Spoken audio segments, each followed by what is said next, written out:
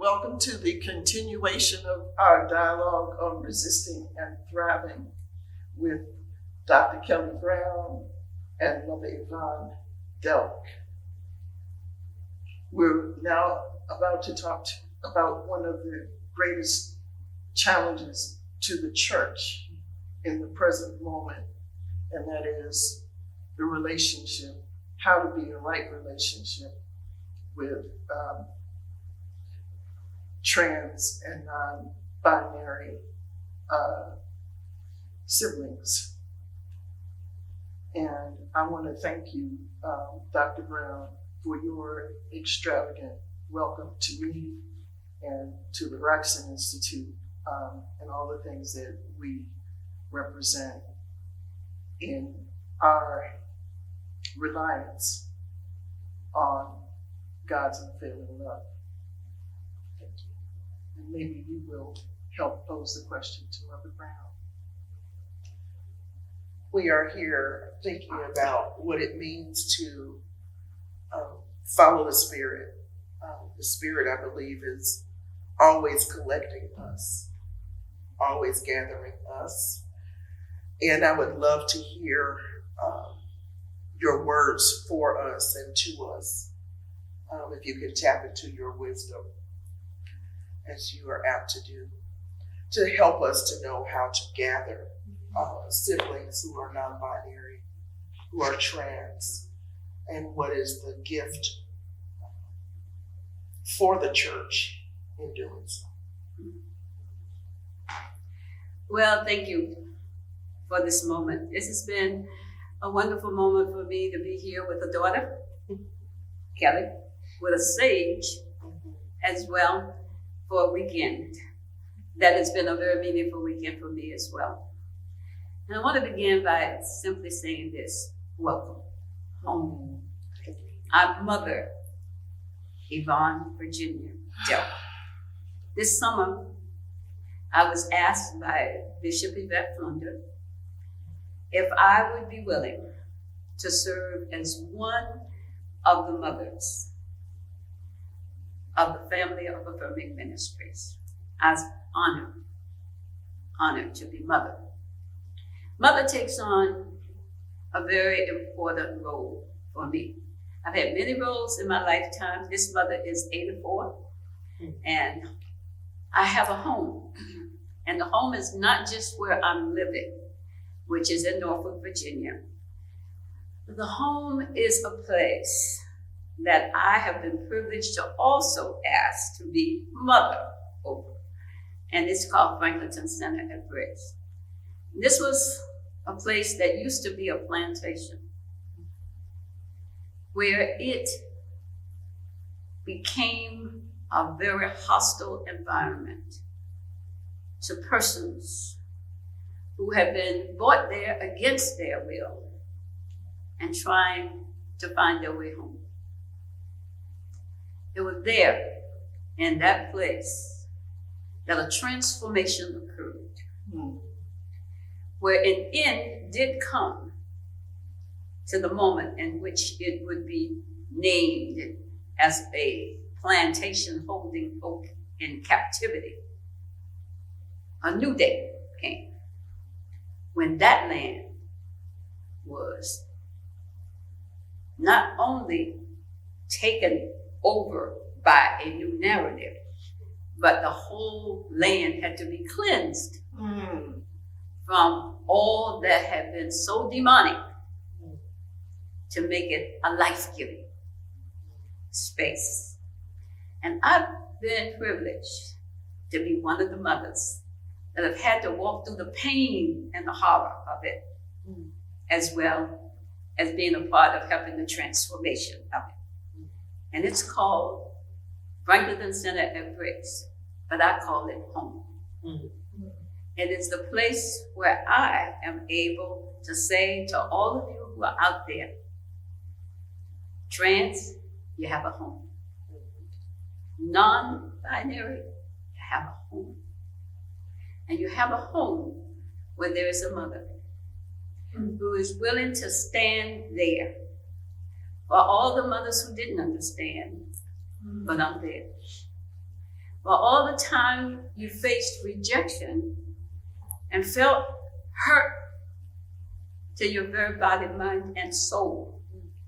Because those that you needed to see you and love you for who you are, not to what they wanted you to be, but for who you are, and to say to you, you are beautiful, you are loved, you have a home. And as I stand there, Mother has been on a journey herself. I can't act like I'm so great and I've always been here. I haven't. But I've been blessed to grow every step of my journey along the way. And I'm so glad that God has let me live long enough to get through all of the rough spots, to be comfortable and being in this place of home. And in this place of home, I don't just say welcome, because you can welcome somebody into your space, but that don't mean they love you or affirm you. They can bring you into their space and say welcome, but it doesn't mean that they want you to bring your whole self into that space. It doesn't even mean that they're willing to accept your whole self into that. They just saying, welcome, you can come up in here. But it may not be that you can really find a wonderful, affirming place for yourself here. I'm saying in that space that I've been privileged, it's not just welcome, it's open space, affirming space, loving space, and caring space. We all carry the scars of living in a world, in a society that in fact can't find it in their hearts, minds, and soul to accept something that they don't quite feel fits within their understanding of what life ought to be or what we should be. But one of the tasks of working this new land that I'm in and the new place I am and transforming it into a place of welcome has been that we have had to stand in that place and release all of that kept us from being affirming, all that held us. And so we have had to have moments where we walk the land in mourning and walking the land and releasing and walking the land in a variety of ways to let go of all that keeps us from being truly open and affirming. Another question for you, Mother Delk. As I walk this journey and I meet people who are called as servant leaders, many of them have had only negative experiences with Christianity and biblical proof texts. And they have, in cases too many, not have been privileged to experience God's extravagant love. What would you say to those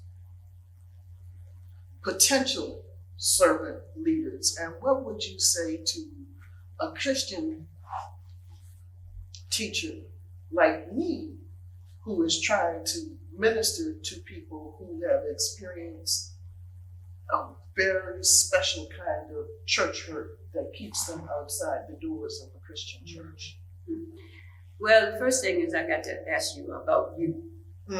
See, before I want to know what you are in fact teaching, before I even want to know what affirmations you are trying to bestow upon others, I want to know about you.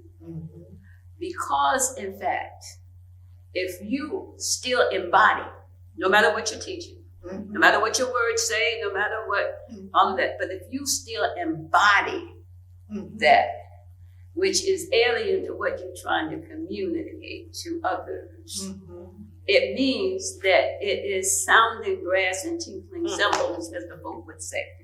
And so the question starts with us having to face ourselves as those who are trying to impart something to somebody else.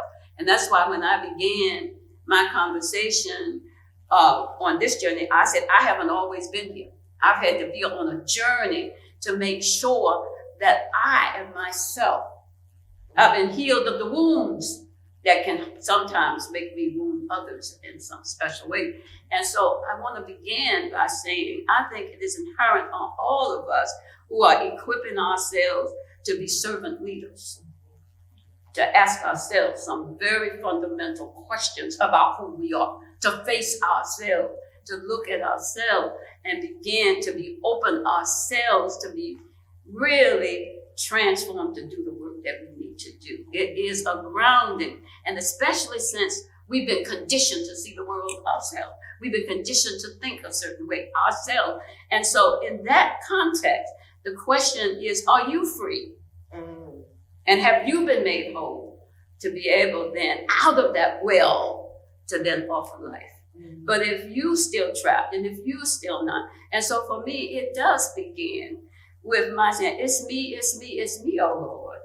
I'm still standing, and then I'm still having to open myself to be worthy of being a vessel to touch and love and give hope to others as well. I want to be sure that I'm not still trapped, even though my words say all of it, and that I've been. And see, that's what in the Black church tradition, that we had to go through baptism again. We had to really enable ourselves to move back through the waters that could flow over us, to open my heart, my mind, my spirit, so that I could really be free to see and appreciate the beauty. Because I want to cast stuff in my own image. I want to shake stuff. And yet I'm being called as mother, as a source of life that's flowing through me to others, to be sure that I myself am open, that I myself have done the work in myself that allows me to really be open, to be able to give or to share any thoughts, any wisdom in the midst of it. So it begins with self-work. It begins with my facing myself. It begins with me asking myself some basic questions. Once I strip away the reverend, once I strip away the doctor, what is the core in me that allows me to be life-giving? And what is it in me that blocks me from it? So I begin first there with me, with who I am. And enabling myself. I like Revelations a lot. I go to New York City a lot. But I like that piece where it says, fix me, Lord. Fix me. Fix my mind. Fix my spirit. Open me so that I can be that vessel that is an open and receiving. Let this be a channel of love and openness that I can, in fact, offer to others. So it begins with me doing some real work on me that then allows me then from that channel to be sure I'm not giving toxic stuff that is still boxed up in me somehow and passing that toxic stuff off as, in fact, life-giving. I've got to do some work. And so a part of it is doing some work. And I do that in community. Yeah. I do it in community. I do it with others. But I work on me in the midst of it. And it's the piece that says, I need you and you need me. But it is that Ubuntu, I am because you're. It is my figuring out how to open myself, that I can really feel that my connection is somehow related, and I'm not so caught up. Sometimes I'm so caught up with being a reverend doctor. Right. It is a title, It is what I am. I am this, rather than to being a channel of the Spirit of God, washing in me and through me, that allows that spirit to connect to each other. So each and every day, I have to do some work on myself. So I start there. And some hope for us there. That it's, I think a lot of Christian leaders, but leaders of every sort of start with this intellectual exercise of I have to understand in order to get into a place of that's liberative or free. So it's like I don't really understand the life of a non-binary person. I'm confused by using pronouns and I'm stuck on the dead name or the experience of folks. And so we get caught in this cloud of having to understand. But what you're saying is freedom doesn't have to begin in that place. It has to begin in sort of this purging of all the things that we think are really important, and sometimes they are. But that's not where liberation begins for the folks that we so desperately need to welcome, that really hold the gifts that God has for us that represent the institution. Exactly. And it is being able to stand in that space where life is, a spirit that is moving in you and through you, and that spirit connection, which for me means I have had to take my journey through the Afro-Christian journey of who I am, back through the taproot of that, back to a place that I could connect. And for me, that has been going back to the motherland of Africa. And, for people who are trying to say, well, in that place, I don't see all that you're talking about and all of that. I'm not talking about that. Mm-hmm. I'm talking about the source of life that exists there. I'm talking about a spirit of understanding that begins there. And there's a taproot that goes back to the motherland that allows us to feel that life is sacred and that life flows in many forms. It doesn't flow in just one way, that the streams flow. That life comes into an existence in a variety. So I can look to the trees and feel the light, different from what it means here. I can look in there and see beauty, and it's different from what's there. It's the life force. And so I'm not so much embedded in trying to be a tree when I know this is but it's a life force, you see, that is connected. And it's the life force that lets me see you. A life force. I see your life. I see you. I see the beauty of you as you give expression to them. We try to shape things into, we try to mold them in, and we can't see the beauty that's there. And as mother, I'm so grateful that God has taken the blinders off my eyes and allowed me to see the beauty. Right. And to celebrate the beauty and to know I need that beauty in my life if I am to be. So yes, it is that context. So for me, unless I feel that, and you feel it, for a minute when you walk into a place, and the words are all the words that folk, but there's a spirit here that is not connected to this spirit that I feel. And we can go through the motions and we can do all the stuff, but if the spirit piece is disconnected, you feel it in the context. It is a life force that allows that spirit. And I'm so grateful that God allows that spirit to still flow in me, that I can be open. That's why I say every day I have to wake up and that I have to surrender myself and say, God, this day, let me still be open. Let my spirit still flow free. Because there's so much that's happening around us that can distract us, get us off base, that we get disconnected from it. That's why I like to go to the land and in frankness and in the openness of the land, not in structures and always, but I can be in the open where I can feel the wind in the air and feel the ancestors still speaking to me. Say, child, we still sending life your way. We see you, we still sending life your way. And I can feel it. And that's what I want to send to you as mother. I don't want to intellectualize nothing. I ain't trying to do it. All I'm saying is I got a lifeline that I feel is connected to your lifeline. Now, I want to say welcome. Well, I'm ready to see you. Welcome. Mother needs you just as I'm hoping I can be there for you in this place of welcome. Spirit to spirit, love to love. Ashe. I'd also like to say this. It's hard sometimes to find our path to love when all we have found is rejection and hate. Mm-hmm. It's hard not to kill the love line or the love place in you. When everything around you is trying to tell you how much you are not like that, which they in fact feel ought to be that, whatever that is that they think ought to be. It's hard sometimes to get rejection after rejection.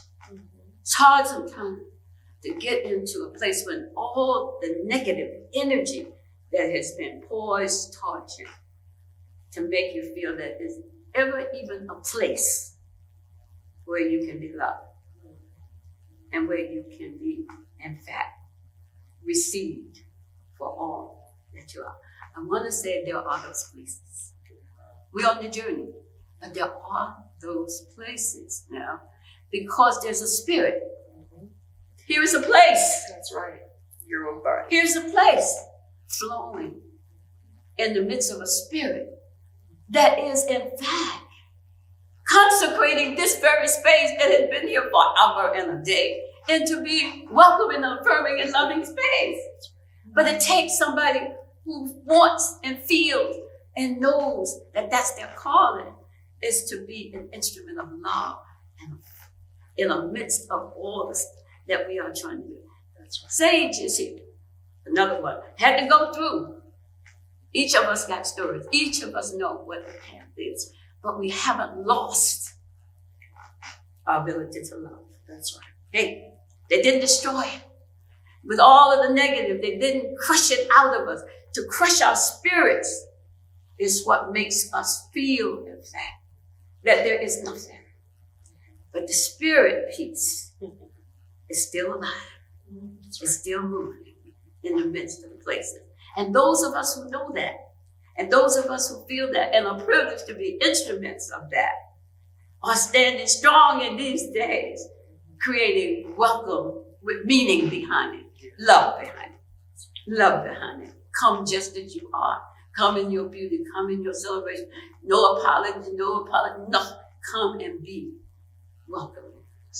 And know also that we will be trying to tell the truth to others who are not at the same place.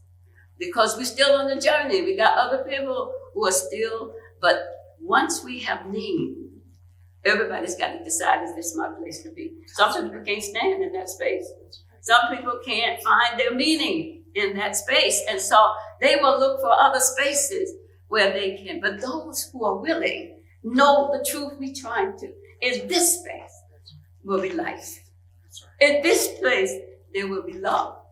In this place, we will speak truth.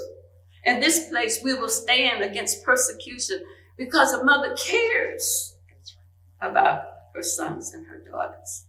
And when harm is coming, it means mothers and all of us will be out there naming, struggling against the demonic forces that are trying to move things in a different way, but at the same time creating in those places where we can. And so, again, I say, here's just a mother, and there are many mothers out there, but I'm just one mother.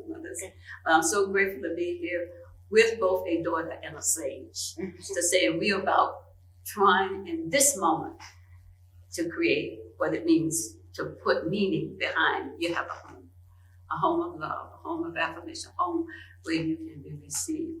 And it's a home where you can share whatever it is in your heart, your mind, your soul, your spirit. Sometimes we have to check parts of ourselves at the door, but you don't. You come fully in who you are.